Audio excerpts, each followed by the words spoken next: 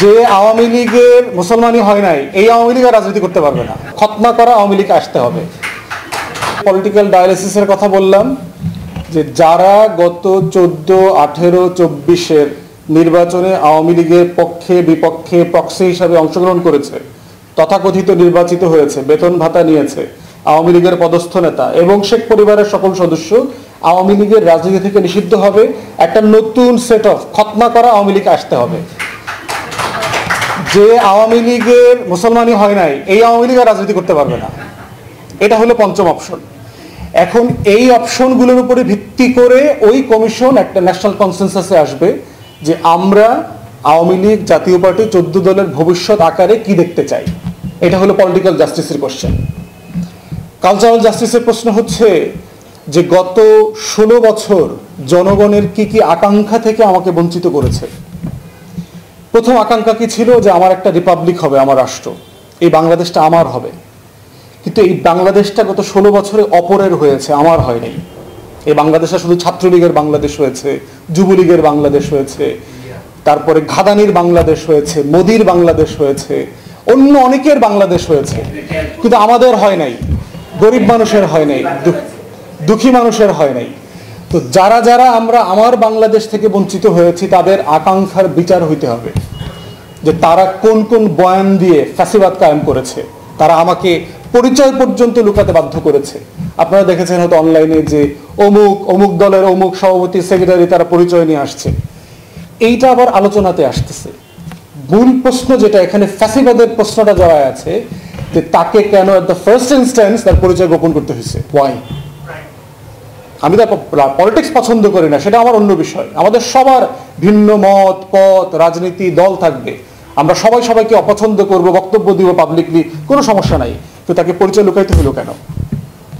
এই যে প্রত্যেক দিন প্রত্যেক রাতে গণরুমে আমার মর্যাদা, আমার ব্যক্তিত্ব, আমার সম্মান, আমার স্বপ্ন, আমার ভবিষ্যৎকে যারা হত্যা করেছে এর কালচারাল বিচার হইতে হবে। তো কারা দায়ী এটার জন্য?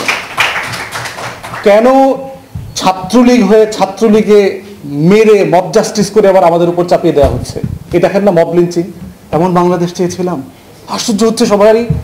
সুইজারল্যান্ড ছিলাম, সাডেনলি ওগান্ডা হয়ে গেল বাংলাদেশ 3টা খুনের পরে। আরে কি ব্যাপার? ভাবখানে এরকম জ্যাজিফ এরকম কিছুই হয় নাই। গত 2 মাসে 25 জন নাগরিক মারা গেছে বাংলাদেশে, দুঃখজনক। অবশ্যই আমরা এটা সমর্থন করি না। আওয়ামী লীগের আমলে যে দিনটা সবচেয়ে ভালো ছিল সেই দিনের থেকেও এখন প্রত্যেকটা দিন ভালো, এত কিছুর পরে। অতএব 25 জন মারা গেছে, তাদের বিচার হওয়া দরকার ন্যায্যতার ভিত্তিতে, তদন্ত সাপেক্ষে। এটা যেমন সত্য, কিন্তু এটা মাথায় রাখতে হবে এটা ওভারনাইট উগান্ডা হয় নাই। আমরা কখনো সিঙ্গাপুর, কানাডা ছিলাম না, আমরা উগান্ডাতেই ছিলাম। আমরা উগান্ডা থেকে এখন সূর্যোদয় হয়েছে, আমরা অন্য কোনো দেশ হব ইনশাল্লাহ, কিন্তু উগান্ডাতে আমরা নাই। তো এই বাস্তবতা বিচার করে আমার কালচারাল, আমার পরিচয়, আমার বাঙালি ফ্যাসিবাদ চাপিয়ে দেওয়া হয়েছে বাঙালি আনার নামে।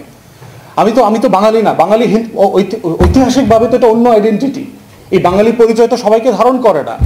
বাঙালি আর মুসলমানদের খেলা হবে গড়ের মাঠে, এই লেখা তো আমরা পড়েছি। 17th 18th সেঞ্চুরিতে বাঙালি আনা বলতে কাদেরকে বোঝানো হয়েছে?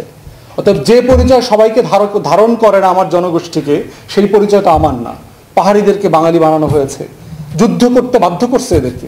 তারা বাংলাদেশের নাগরিক। হাজার হাজার মুক্তিযোদ্ধা আছে যারা 71 সালে পাহাড়ি যারা যুদ্ধ করেছে, বীর বিক্রম, বীর প্রতীক লোক আছে এরকম। ওখানে মানে খেতাব পাওয়া মুক্তিযোদ্ধা আছে, চাকমা এবং অন্যান্য জাতিগোষ্ঠী। তাহলে কেন তাদেরকে আপনি সমান অধিকার দিচ্ছেন না? আবার অধিকার দিচ্ছেন এক অংশকে দিচ্ছেন, বাকিদেরকে দিচ্ছেন না। তাহলে এই যে প্রত্যেকটা পরিচয়, বিহারি জনগোষ্ঠী দেখেন, তাকে এখন আমি কেন বিহারি বলছি? স্বাধীনতার 53 বছর পরেও সে কেন বিহারি?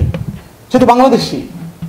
কিন্তু এই যে পরিচয়ের সংকটগুলো তৈরি করেছে, আমার আত্মপরিচয়ের প্রত্যেকটা জায়গায় মুসলিম আইডেন্টিটিকে যেভাবে হেয় করা হয়েছে, বাঙালি বঙ্গীয় মুসলমান হওয়াটাকে যেভাবে একটা অপরাধ বানানো হয়েছে, অ্যাজ ইফ আমি অপর, আমার ধর্মটা অপর, আমার দাড়ি, আমার চুল, আমার বোরখা, আমার হিজাব, আমার নামাজের পাটি, আমার কোরআন শরীফ, আমার বৃদ্ধ মা বাবা, প্রত্যেকের অ্যাটায়ারকে নিয়ে যেভাবে ফান করা হয়েছে, নাটক সিনেমা করা হয়েছে, মানে আমি অপর এই দেশে। এই বিশ্ববিদ্যালয়ে তো আমরাও পড়েছি, আমরা দেখেছি তো কিরকম। আমার মনে আছে আমাদের প্যান্ট ছোট কেন আমাকে জিজ্ঞেস করছে ছাত্রলীগের নেতারা এক সময়। তো এই যে বাস্তবতাগুলো, এই যে কালচারাল ফ্যাসিজম কায়েম হয়েছে, এটার বিচার হইতে হবে। এটার বিচারের জায়গাটা হচ্ছে ট্রান্সপারেন্ট হইতে হবে, পাবলিক হইতে হবে। কেন মব লাঞ্চিং এ যাচ্ছে ছেলেমেয়েরা এখানে ক্যাম্পাসে? এটা হওয়ার কথা না তো।